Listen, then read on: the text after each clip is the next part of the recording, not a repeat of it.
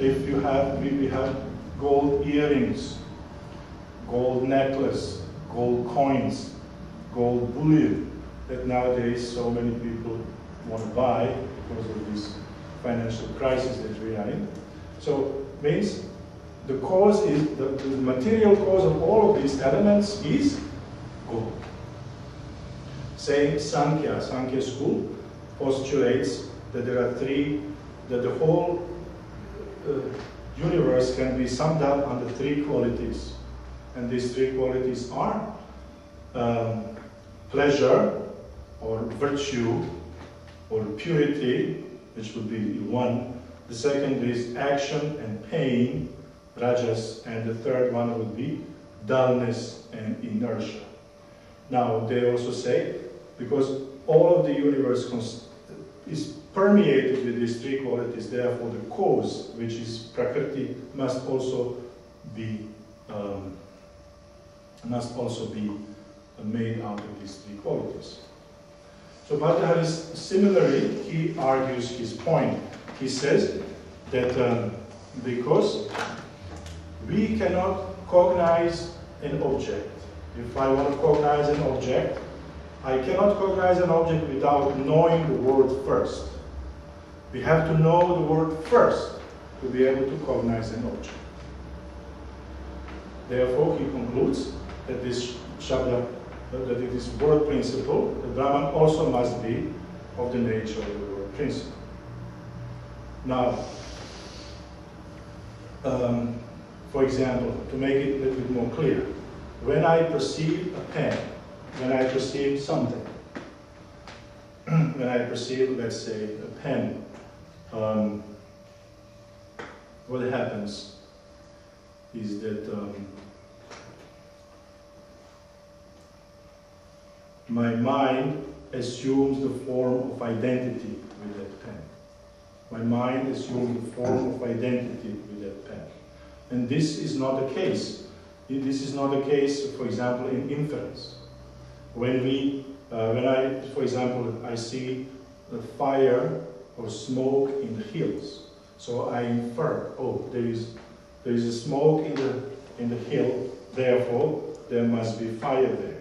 So in that case, we don't identify the smoke and fire. There is no, but our mind takes the form of identity with an object.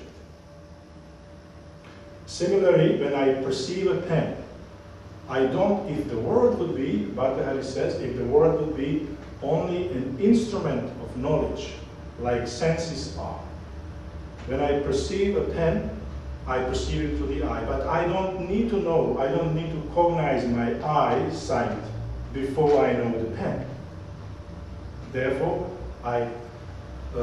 he concludes that actually we need to know the word first. The word is special, is not like is not an instrument of knowledge.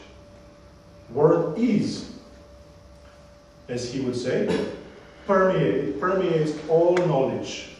Knowledge without word, he would say, is impossible. So the language is consciousness. The language is consciousness.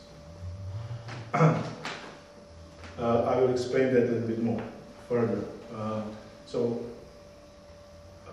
This is Shabda Tattva. Therefore, everything, therefore, in each cognition, in which the objects figure, and in that object figures in all cognitions. Therefore, everything is, and they are both united with the word. Therefore, the supreme reality, that Brahman, must also be of the nature of the word. That the cause, the material cause of all. So this is Shabda Tattva, explanation of the word Shabda Tattva, the word principle. Then he says that Brahman is also Aksharam. That Aksharam,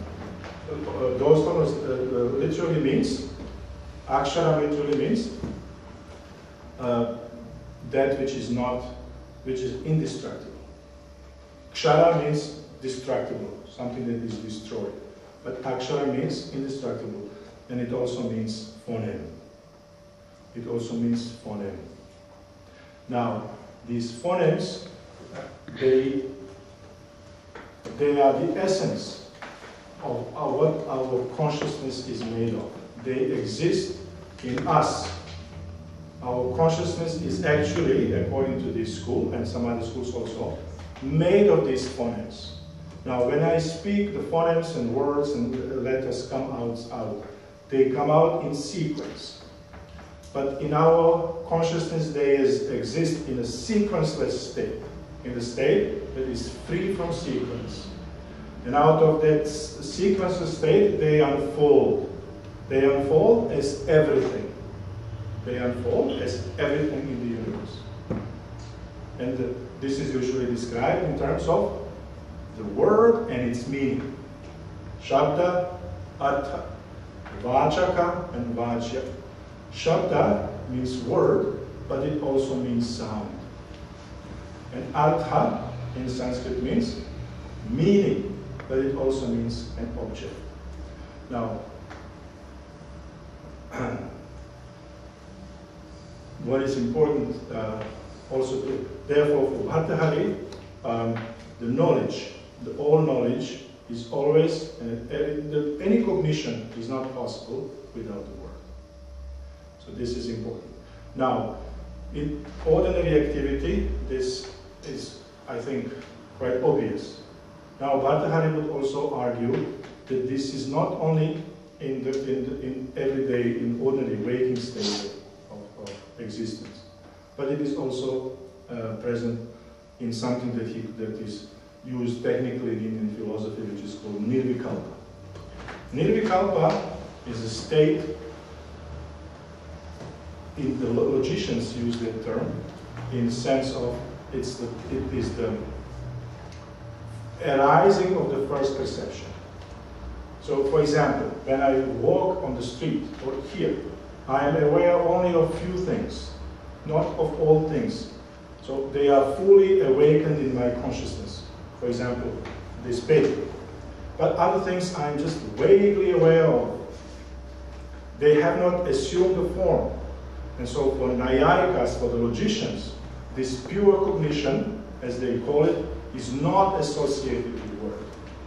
And it is just defined in that way, that any knowledge that is not associated with the word is nirvikalpa. But Bhartṛhari would say that this is not true. And he gives examples for that. He gives an example of a newborn baby. The newborn baby does not know the language. She does not know the language. But she knows that she is hungry. And she makes certain gestures and certain moves and certain noise. In that way, therefore she knows somewhere that she is hungry, somehow, although she cannot express that in words. And that is more subtle aspect of language. I will also talk a little bit about it later.